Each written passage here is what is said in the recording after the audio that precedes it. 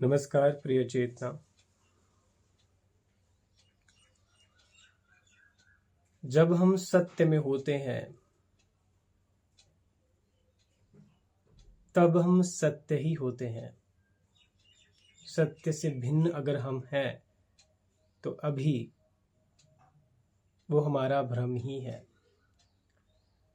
और जब हम स्वयं सत्य हो जाते हैं तब सब कुछ सत्यमय लगता है।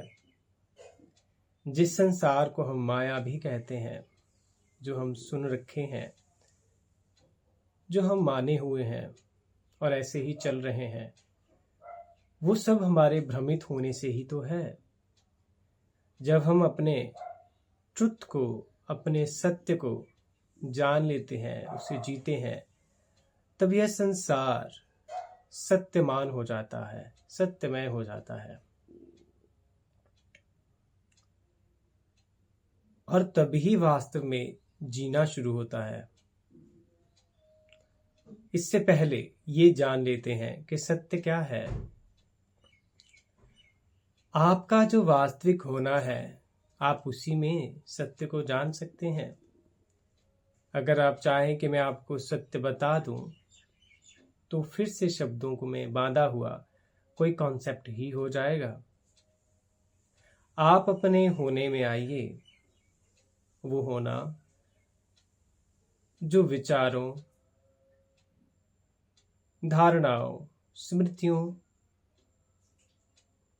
और हमारी सेंसेस से पहले है, या यूं कह लीजिए जिससे हमारे विचार, स्मृतियां, हमारी पहचाने, हमारी सेंसेशन जिसे हम शरीर कहते हैं, और ये परसेप्शन का ये सारा संसार जो प्रपंच है, जिस पर खेल कर रहा है, जिस फाउंडेशन पर ये सब नाचते हैं, नृत्य करते हैं, ये खेल होता है, वही होना सत्य है। क्या आप वहां ठहरते हैं? वो जो साइलेंस, मौन है, मेरा या आपका बनाया हुआ नहीं, जो स्वयंभू है, जो प्राइमोर्डियल है, जो सबसे पहले है, जिसकी एकमात्र सत्ता सच है और सब कुछ उससे निकलता है, वहीं होना होगा हमें, वहीं बैठना होगा हमें और उस अपने रस को चखना होगा।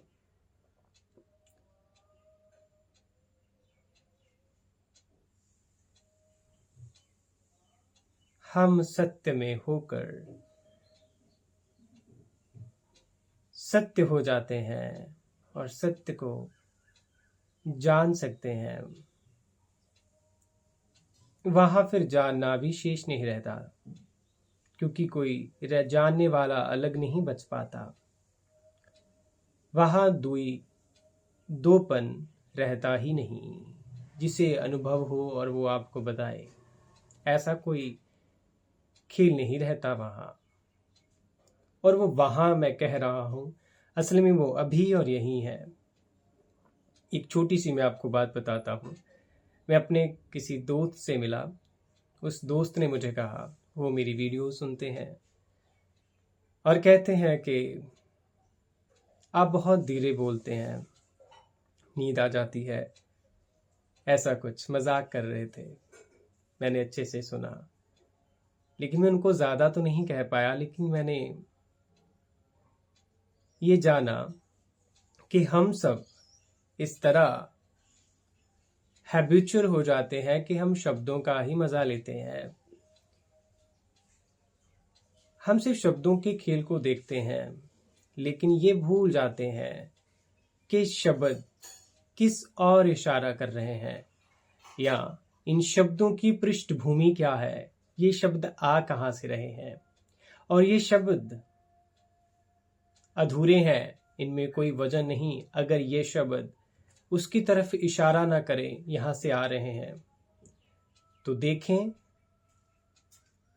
ये शब्द मौन से ही नहीं उठते। और अगर ये मौन से उठे शब्द मौन की तरफ ना लेकर जाएं तो ये शब्द नहीं हुए। इससे ये पता चलता है हमें अपने बारे में ही कि हम सरफेस पर उलझ जाते हैं, शब्दों को महत्व देते हैं, लेकिन जो असेंस है, सार, उससे चूक जाते हैं। क्यों नहीं आप मेरे बोले हुए शब्दों के बीच में साइलेंस को भी सुनते? उस ठहराव में क्यों नहीं ठहरते? जैसे शब्दों का आनंद लेते हैं, वैसे ही इस बीच में रहते, ठहरे, साइलेंस को क्यों नहीं सुनते? इसका भी रस क्यों नहीं लेते?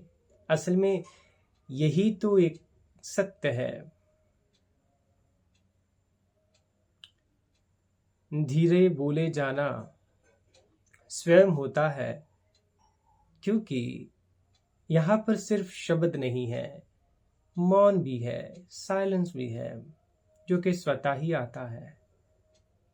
आप इस समग्रता में आइए, शब्दों के साथ जो ठहराव भी है उसको भी सुनिए।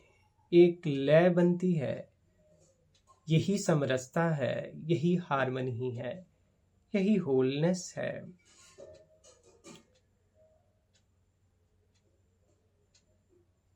तो जब आप शब्दों को सुने, साइलेंस को ना भूलें। यहां पर फिर कोई स्ट्रेन, कोई स्ट्रेस नहीं देना होगा, एक लय पकड़ आ जाएगी। जब मैं चुप हूं, साइलेंस घटा है, वो भी नेचुरल है। आप देखेंगे उसमें से शब्द उठ रहे हैं। एग्जाम्पल के लिए, जैसे आप देखें, जब हम किसी पेज पर, किसी पन्ने पर कुछ लिखते हैं, हम शब्दों को तो देखते हैं, लेकिन हम ये नहीं देख पाते कि वो शब्दों के पीछे जो है वो पृष्ठभूमि, वो कोरा कागज, वो कैनवस, वही उसका आधार है, उसी पर वो प्रकट हुए हैं। वहां वरना शब्दों की, लेटर्स की क्या अपना वजूद। तो इस चीज को समझें, साइलेंस को महत्वता दें। नमस्कार।